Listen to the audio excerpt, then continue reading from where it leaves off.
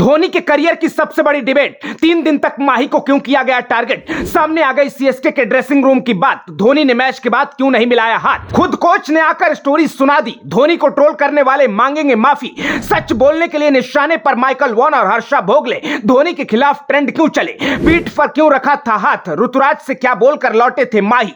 एक तस्वीर में पूरी कहानी, दूध का दूध और पानी का पानी। सीएसके आरसीबी मैच के बाद एक तरफ धोनी के रिटायरमेंट का सवाल घूम रहा था, तो दूसरी तरफ क्रिकेट जगत में एक और बड़ी डिबेट छिड़ गई, धोनी का हैंडशेक विवाद। इस वीडियो में हम आपको इसकी पूरी कहानी बताएंगे और इधर उधर के कयास नहीं, सीधे सीएसके के ड्रेसिंग रूम से आई खबर दिखाएंगे। लेकिन सबसे पहले कुछ जरूरी सवाल हैं कि क्या धोनी ने 20 साल में पहली बार इस तरह की हार का सामना किया, या फिर धोनी के लिए जिंदगी की यह सबसे बड़ी हार थी। क्या यह धोनी के लिए 2015 के वर्ल्ड कप सेमीफाइनल से बड़ा था, क्या यह धोनी के लिए 2019 के वर्ल्ड कप रनआउट से बड़ा मोमेंट था। सब जानते हैं कि टीम इंडिया की जर्सी में खेलना आईपीएल ट्रॉफी जीतने से भी बड़ा है। ऐसे में जब धोनी ने इतनी बड़ी हार का सामना किया, तब भी इन मौकों पर कभी बिना विरोधी टीम से हाथ मिलाए नहीं लौटे, कभी समय से पहले मैदान नहीं छोड़ा। तो क्या एक आईपीएल मैच में माही कोई ऐसी हरकत कर सकते हैं जो जिंदगी भर उनके दामन पर दाग लगा दे। इसके बावजूद एक तस्वीर देखकर लोगों ने धोनी को जज करना शुरू कर दिया। किसी ने जेंटलमैन्स गेम के लिए काला दिन बताया, तो किसी ने खेल भावना से खिलवाड़। लोग वीडियो दिखा दिखाकर सफाई देते रहे, लेकिन किसी ने सच जानने की जहमत नहीं उठाई, और जिसने धोनी को सपोर्ट किया उसे भी लपेट दिया गया। इसी कड़ी में इंग्लैंड के पूर्व कप्तान माइकल वॉन और कमेंटेटर हर्षा भोगले भी ट्रोलर्स के निशाने पर आ गए, क्योंकि माइकल वॉन और हर्षा भोगले ने खोलकर धोनी का साथ दिया और आरसीबी पर ही सवाल खड़े किए। वॉन और भोगले ने कहा कि जब आप जानते हैं कि सामने धोनी जैसा एक दिग्गज प्लेयर क्रिकेट ग्राउंड पर अपने आखिरी पड़ाव पर है, हो सकता है कि वो फिर कभी मैदान पर एक खिलाड़ी के रूप में दिखाई न दे। ऐसे में भले ही आपने ट्रॉफी क्यों न जीती होती, सबसे पहले आपको उनके पास जाना था। ऐसा नहीं है कि धोनी मैदान पर आए ही नहीं, वो आए थे और वापस चले गए, लेकिन आप अपनी चीजों में इतना व्यस्त थे कि आपने ध्यान ही नहीं दिया।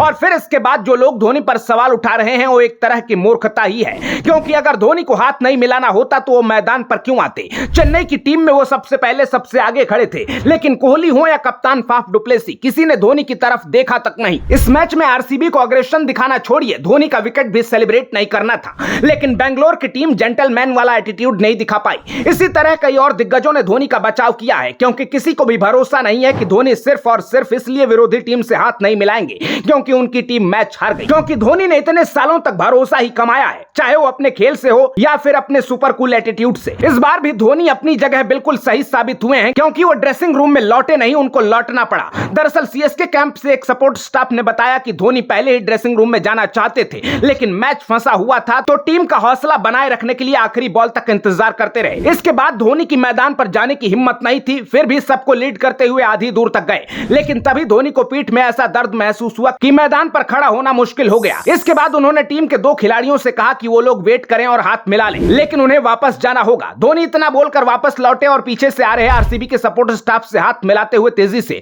ड्रेसिंग रूम की ओर चले गए। ये सारी चीजें तस्वीरों में साफ दिख रही हैं। इसके बावजूद धोनी को ट्रोल किया गया। सीएसके के हेड कोच स्टीफन फ्लेमिंग ने खुद बताया कि धोनी पूरे सीजन दर्द में रहे हैं, इसलिए वो जब भी बैटिंग करने आते थे तो पारी खत्म होते ही तेजी से भागकर मैदान से बाहर चले जाते थे। वो सिर्फ और सिर्फ फैंस के सपोर्ट और अपने कमिटमेंट की वजह से खेल रहे थे, क्योंकि धोनी ना तो कभी किसी से सहानुभूति के लिए दिखावा करते हैं और ना कोई पीआर स्टंट। दुनिया के सबसे ज्यादा सेलिब्रेटेड क्रिकेटर होने के बावजूद सोशल मीडिया से दूर रहते हैं। धोनी खुद कहते हैं कि हार हो या जीत, दोनों मौकों पर जो खुद को संभाल कर रखे वही सम्मान का हकदार है। धोनी मैदान से लौट गए, लेकिन ड्रेसिंग रूम में वही किया जो वो सालों से करते आए हैं, क्योंकि अपना सेलिब्रेशन खत्म करने के बाद विराट कोहली धोनी को ढूंढते हुए सीएसके के ड्रेसिंग रूम तक पहुंच गए थे। उनके पीछे पीछे क्रिस गेल भी पहुंचे, तो धोनी ने दोनों से ऐसे बात की जैसे कुछ हुआ ही नहीं। धोनी की कोहली और गेल के साथ मुस्कुराती हुई तस्वीर इस बात का सबूत है। इतना ही नहीं, मैच के बाद आरसीबी के ऑलराउंडर मयंक डागर बल्ला लेकर धोनी से ऑटोग्राफ के लिए पहुंचे थे, तो धोनी ने हमेशा की तरह पहले मयंक से पूछा कि बल्ले पर किस तरफ साइन करना है। धोनी अगर गुस्से में होते तो कहीं भी साइन करके बल्ला दे देते। इसके अलावा अब तक सीएसके ने जब जब ट्रॉफी जीती तो सेलिब्रेशन रोककर